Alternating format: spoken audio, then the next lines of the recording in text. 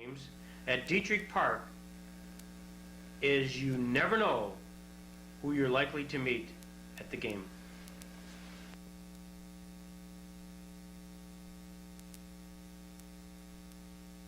Because there's so many times we got to talking about Larry more and more, so he was a natural to come down here. Larry's gonna speak to us on the Buffalo Bills, on baseball, and then we'll end it up about 1:45 with some question and answers, and then we'll go and enjoy a great game under the beautiful weather. So without further ado, this is Larry Felser. Larry started out, and this is when I got his bio off the internet, God bless the internet. He started out as a ball boy with the original Buffalo Bills when George Ratterman played. That was what, 1940 something in that area? No, 1947. 1947, and when the Buffalo Bills were born in 1959, he was assigned to cover them, and he covered them right until he decided he didn't want to cover them anymore. And the culmination of all that was in 1984, Larry was a recipient of the Dick McCann Memorial Award for Distinguished Reporting of Professional Football. The award was presented by the Pro Football Writers of America, a group which Larry was the president and incidentally their youngest president. A replica plaque now hangs in the Hall of Fame, in the Football Hall of Fame in Canton, Ohio. So without further ado, Mr. Larry Felser. Dave, I want to thank you for reminding everybody I started in this business at the end of the War of 1812. So, and about that plaque in the Hall of Fame, it's easy to find. When you go to the men's room, it's right next door. It's tacked up in the wall next to the door. Let me start with a little some baseball stuff. My first job, actually, when I became a sports writer, I was the New York Penn League roundup guy. I get calls from at night. I worked for the Courier, which meant everybody worked at night, and all this stuff was in the Suburbans, the country editions of the Courier. So I'd get calls from Bradford and Corning and what have you. And I still remember the man who called me every night in Jamestown. I don't know if you remember him. Was Frank Hyde, sports editor. What a wonderful guy. And I'd be on the phone with all. I made friendships through on the phone with these guys. New York Penn League has always been a little special place in my heart. A friend of mine was the president for most of that time, and I was on one of my most memorable assignments. I was on the Pete Rose watch when he chased Ty Cobb for the baseball hits record, and it was great fun. You couldn't ask, a newspaper man couldn't ask for a better guy to cover than Pete Rose, because he never stopped talking.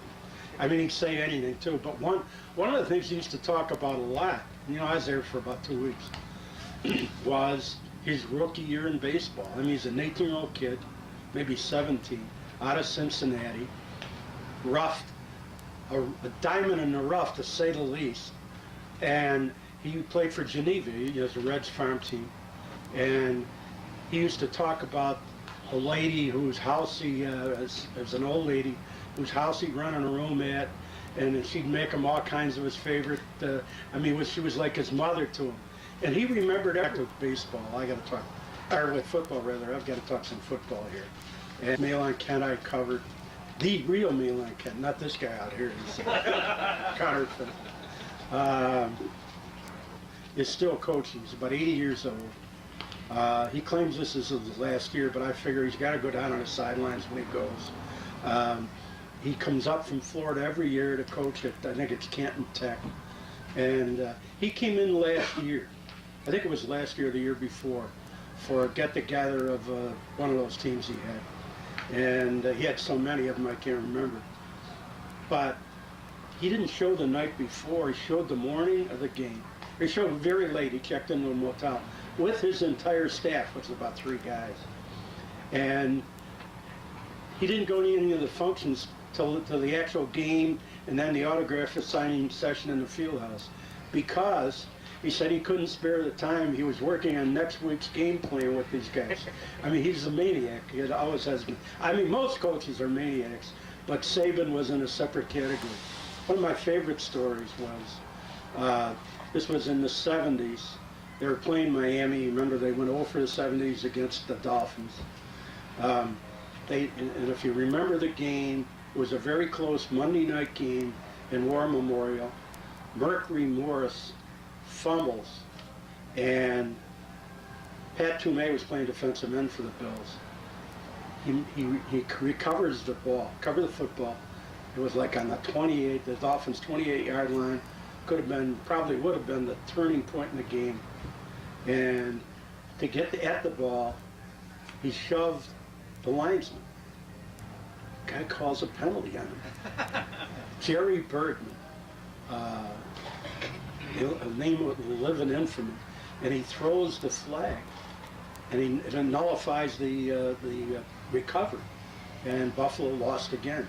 Anyway, as an aside, I called the league office about 10 times and talked to the head of officials, and I said, Art, has this ever been called before?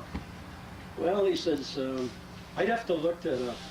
I wouldn't let him up. I called him every week for about six weeks. The bottom line was no, it had never been called before and never will be called again, but that was Buffalo's luck when they're playing the Dolphins. In the dressing room, Saban is disconsolate. And Malon can tell you, Saban disconsolate is quite a picture. And Rick Azar, they did the game, KBW did the games then. Rick Azar does the post-game interview. He's got Saban. It wasn't an interview, it was like a therapy session. Lou's going, Rick, what am I going to do?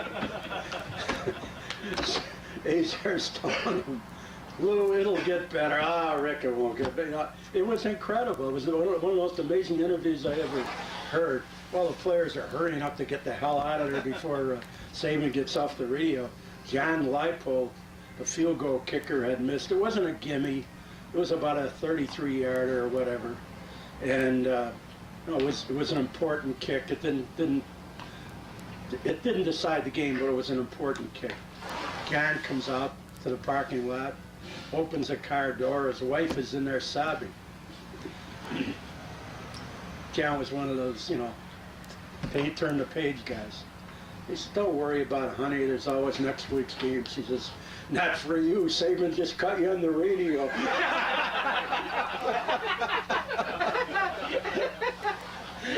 My other favorite Saban story was when he was coaching Denver. This is 1968. The worst Bills team in their history, honest to God. That's when they got all the quarterbacks hurt. Kemp was hurt in the preseason scrimmage, never played the regular season. Tom Flores, who had been traded to Buffalo for Darryl LeMonick, had a dead arm, which Al Davis knew about, and Joe Collier didn't. They were just awful. And Ed Rutkowski ends up playing quarterback. He last played at Kingston High School, I think. But Lou's coaching Denver. Buffalo, it's a touch and go game. Marlon Briscoe is playing quarterback for Denver. He was about 5'8", and those are different days. Denver stunk too, and Lou had probably cashiered about 4 quarterbacks before he gave the job to Briscoe. But at any rate, it's close in the game, close score. Denver's ahead. Floyd Little is their star. If you could call anybody a star in that team, we used to get holes about that. He fumbles. George Sames picks it up and runs in for a touchdown. It's like not even 2 minutes left. And the Bills go wild on the sidelines. They usually bring the press down to somewhere around the field. In this case, the end zones were very tight in Denver. And so they brought us behind the Bills bench. There were only a couple of guys in. It wasn't like today's mob of media. Well, anyway, we'll be behind the bench. And as Sames goes into the end zone, Billy Shaw runs over and picks up Dr. Godfrey, who's a team physician, and says to him, so we don't get OJ, we'll take Mercury Morris, who was then a senior too. Well, they got, as I say, less than 2 minutes, way less, probably a minute and a half. What happened was Little goes over to Marlon Briscoe on the sideline before they get the ball. They're getting them before the kickoff. He says, Marlon, you got to get the ball to me. I can't face Saban because I've lost the game. He says, I can't go in that dressing room. He's going to cut me. I know he will. So anyway, they get the kickoff in reasonable position. And Marlon, even though he was small, is a great athlete. A hell of an arm. Throws about a 62-yard pass, which Little makes a fingertip catch it. I mean, it was down to seconds. This is the last play. This is classic Saban. This is a true story because Val Pinspeck was next to Saban at the time. He was the public relations director then. He was a great friend of Saban. Kicker for the Denver was a little guy, a little Englishman soccer player by the name of Bobby Halfield. Remember him? Bobby Halfield, about 5'6", not a bad kicker, not a great kicker either, didn't have much distance. Saban says, Bobby, come here. Stands next to Saban as the timeout is called. He points beyond the end zone where the dressing rooms are. He says, see that line of traffic where all those cars are, all those headlights are? It was dark by then, late in the season. He says, that's Colfax Avenue. And he says, those cars are going up into the mountains. It's Bobby, if you miss this kick, don't even bother to dress. Just walk out. See that door there at the end of the... so you walk out the door and then join that line of traffic up Colfax Avenue.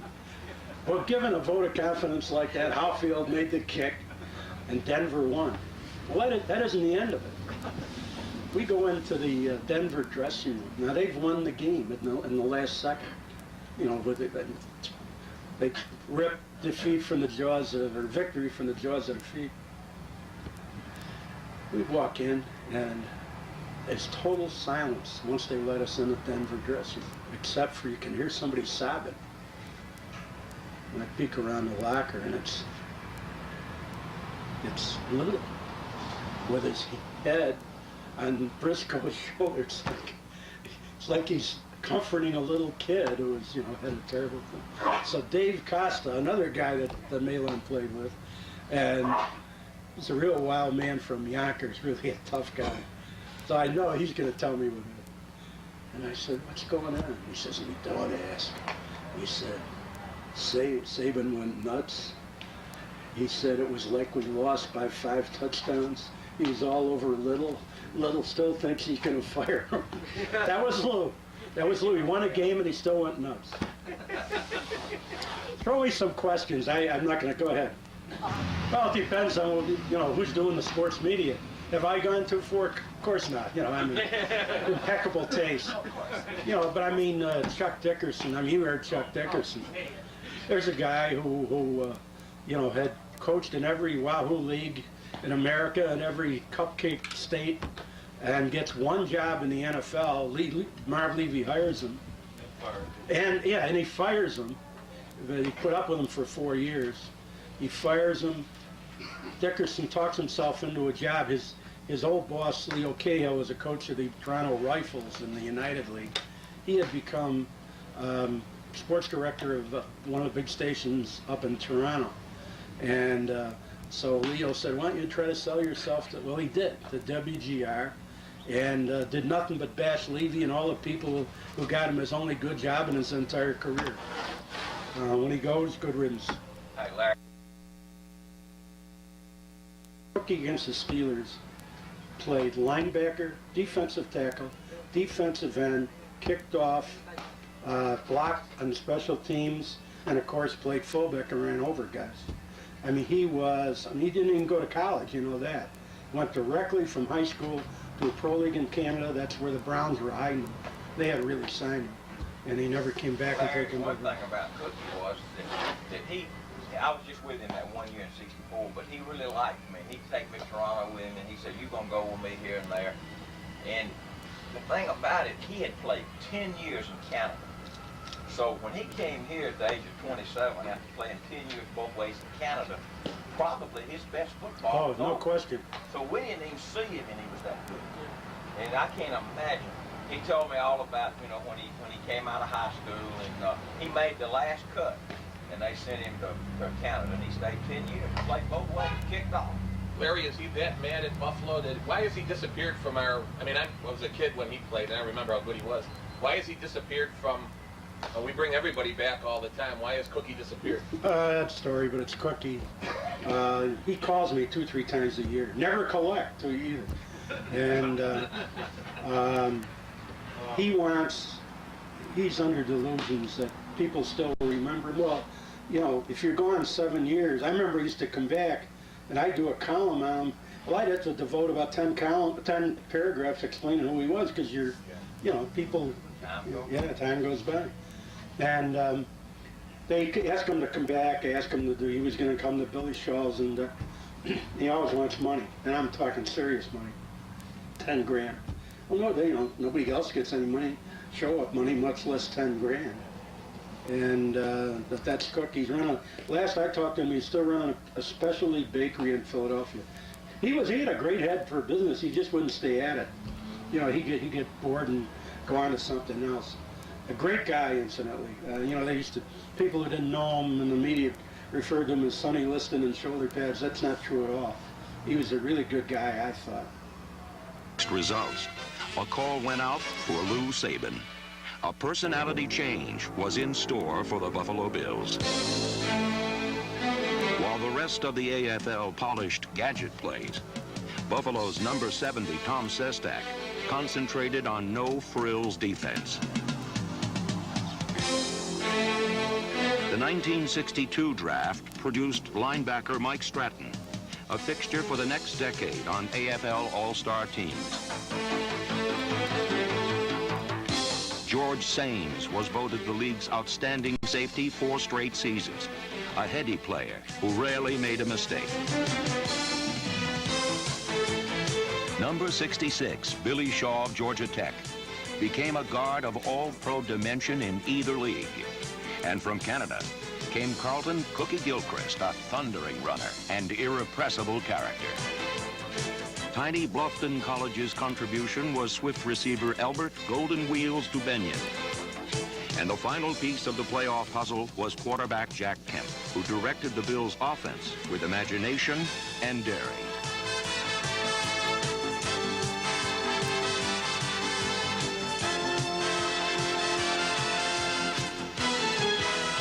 Buffalo's combination of creative offense and uncompromising defense carried the Bills to a 12-2 regular season record.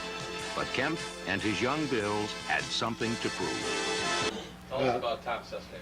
If Tom Sestak had not been injured and played a couple of years in the NFL, he'd have been in the Hall of Fame. There's no question about it. Billy Shaw's champion to get him in the Hall of Fame was Ron Wolf, the general manager of the Packers, who's this is in his last year. See, I go back to the Raiders with him in 1960. Well, he's seen everybody, and he used to tell me, he and I are good friends. He used to tell me, and he really got ticked off when Larry Little got in. Larry Little wasn't even the best guard on his team. Bob Kutzenberg was. He gets in the Hall of Fame, and Wolf Wimpersar called me and said, how can they put a guy like Larry Little in the Hall of Fame when Billy Shaw, who was at worst the second best guard I ever saw play football, is not in? I said, will you put that in the letter? And he said, you're damn right I will. So I took the letter, copied it, and sent it to every voter. By this time, Shaw was in the senior category, and so you're only talking about 9 guys, and then the other thing in Shaw's favor was the senior vote goes like this. It's going to be this month. It's a rotating committee. I'm not on it. I was on it last year, but that year I was, and they bring in 2 Hall of Famers as consultants. Hall of Famers that year were, I can't remember who the other guy, but one of them was Bobby Bell, who was one of the great linebackers of all time. And there were 2 of the finalists. 2 were Chiefs. One was Stram and the other was Otis Taylor. and you know, here you got a chief as a consultant, and Bobby Bell said, I got to tell the truth. He said, he says, when I played against Billy Shaw, he said, I had to bring my lunch because it was an all-day fight. He says, this guy was the finest guard I've ever played against. And, I mean, he went on and on and on. And we asked him at the end, you pick him over your two. He says, I hate to do this, but I got to be honest, by far. And I think he would have heard similar things about Sestak. But I mean, he played, the last couple of years he played, he didn't even practice. I mean, his knee was so bad. And there wasn't, you know, you got one guy in who played, and he only played in the AFL. Billy Shaw's the only guy who was in that category. Sestak is a guy who's, all the people who knew about him will talk about him for as long as they live, but he won't get in the Hall of Fame. He didn't have any body fat either. And what was unique about the Bills in 64 and 5, the front four linemen, I think it was 284, and McDowell and Dunaway, who McDowell may have been one of the best football players I've ever Absolutely. He was Nebraska State handball champion. Dunaway and McDowell would fluctuate between 300 and 310. And when we lost that first game that year, when we had that winning streak, 9 games, and we got beat, I was one that had to tell Coach Saban that Cookie wasn't going back in the game, and he wasn't happy with me at all. And because Cookie came over and said, Malin said, tell him I'm not going back in. He got mad because they wasn't running him, and so they worried about he was going to check the weight because he didn't have curfew, and he didn't check weights until you started losing. And thank goodness we won most of the games, but that was a big defensive front. And I think it was 64 that we still hold the record. He gave up 43 yards rushing a game. Is that what it was? Yeah, 4 touchdown front sevens of all time, with those 3 linebackers and that fabulous line. See? Yeah. Mike Stratton was on. He could outrun our cornerback, Yeah. except for Booker. Can you imagine Mike Stratton in a zone blitzing situation these days? 247 pounds. I mean, Harvey found him and he played ends in Tennessee. Tennessee tight end. He played against him in college. He was an end. Yeah. John Tracy, the other outside linebacker, was an All-American end at tight end at Texas A&M. And he was in the first group that went to Junction with Coach Bryant, which Yeah. most people did. John David Crow wasn't in the I first know. group. Gene Stallings wasn't in the first group, but he was. You got that book? Yeah. I got it. Yeah, I got it.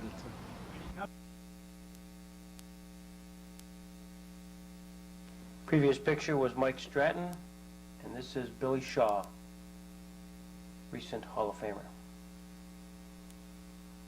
In a big game, although we had just beaten Boston in a very big game a couple weeks before.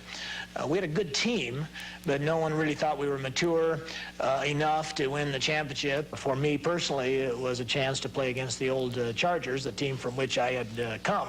So it was kind of a chance to prove myself to those who, for one reason or another, I thought made a mistake. The day after Christmas, 1964. Buffalo's resolve was as rock hard as the turf in aging War Memorial Stadium. Tobin Rote's early touchdown pass staked the flashy Chargers to a quick lead. The stage was set for the hit heard round the pro football world. Stratton just really laid my friend Keith Lincoln out flat, and you could just see the emotion and the passion and the credibility of the Buffalo Bills come together at that point. A wounded Lincoln was helped from the field, and momentum changed sides as Gilchrist pitched in 122 yards rushing. Jack Kemp orchestrated 4 scoring drives, and the Bills won the AFL championship 20-7 in only their 5th year of existence. A year later, in San Diego's Balboa Stadium, the Bills and Chargers staged a championship rematch. Buffalo's defense smothered the explosive San Diego offense, and the Bills cruised 23-0 to a 2nd consecutive title. Butch Bird's memorable 74-yard punt return was the knockout punch as the Bills stood alone at the AFL Summit once more.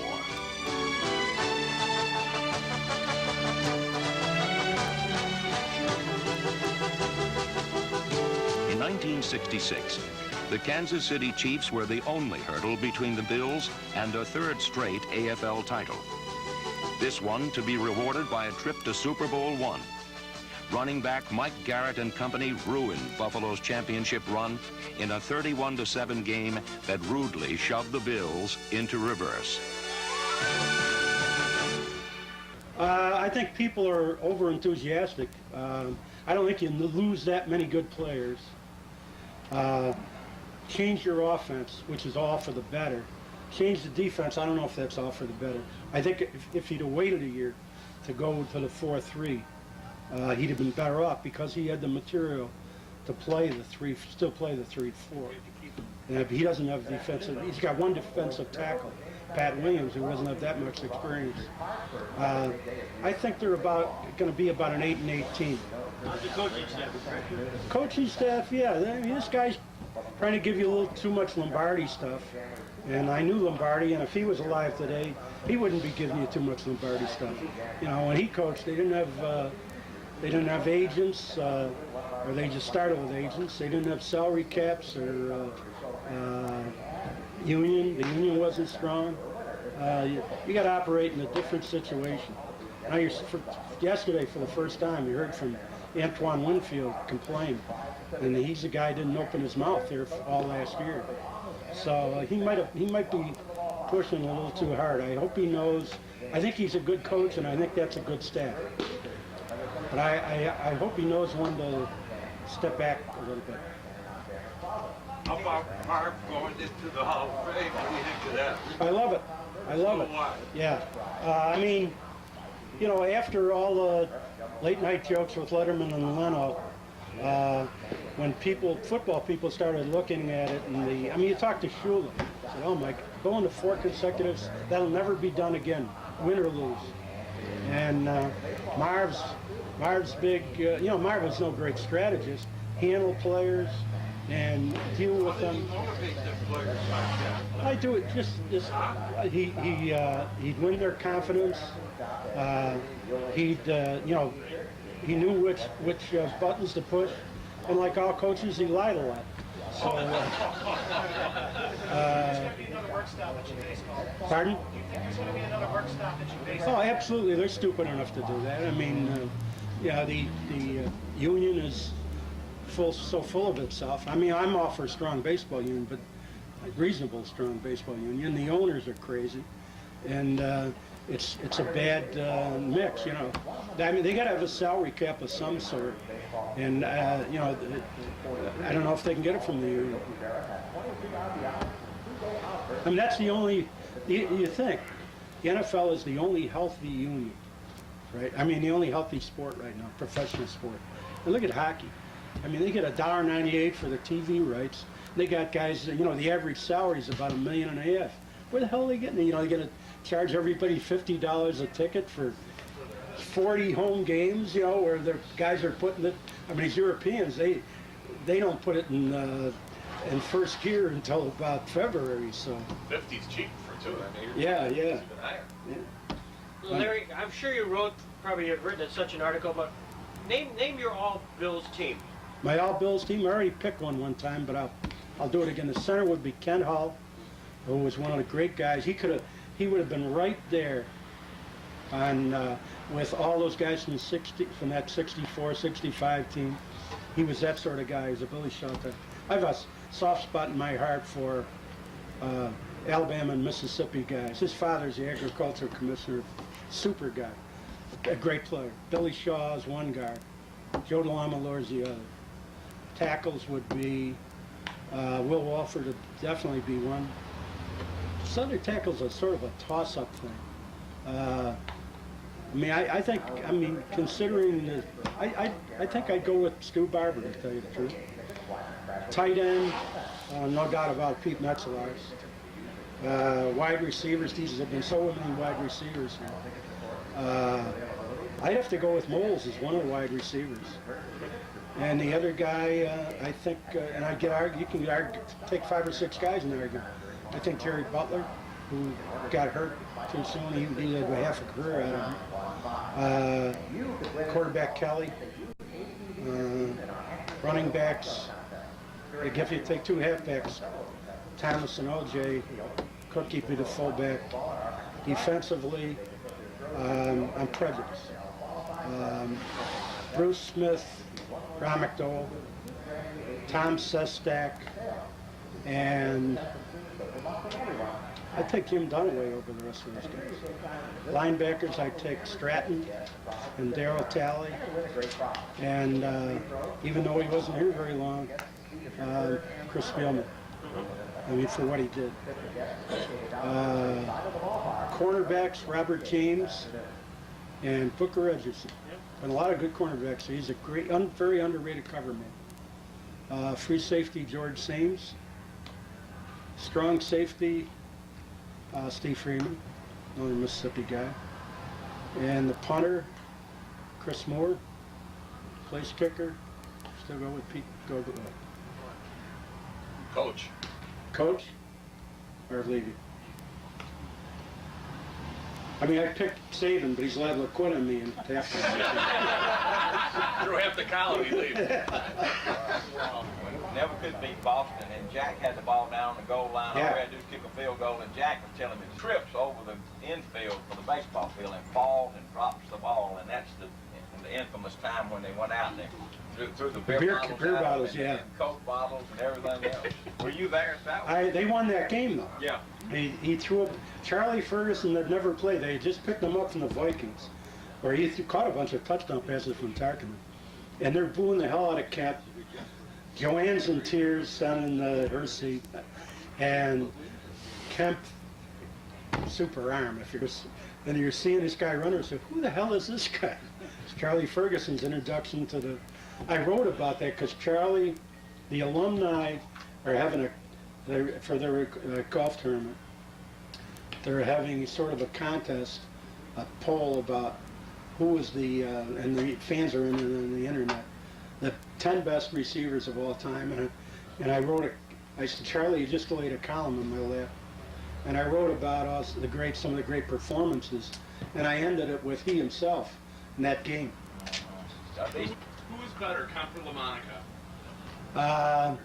Well, in hindsight, I'd have to say LaMonica. I mean, I liked Jack Kemp is still a great friend of mine, and he was a very good quarterback.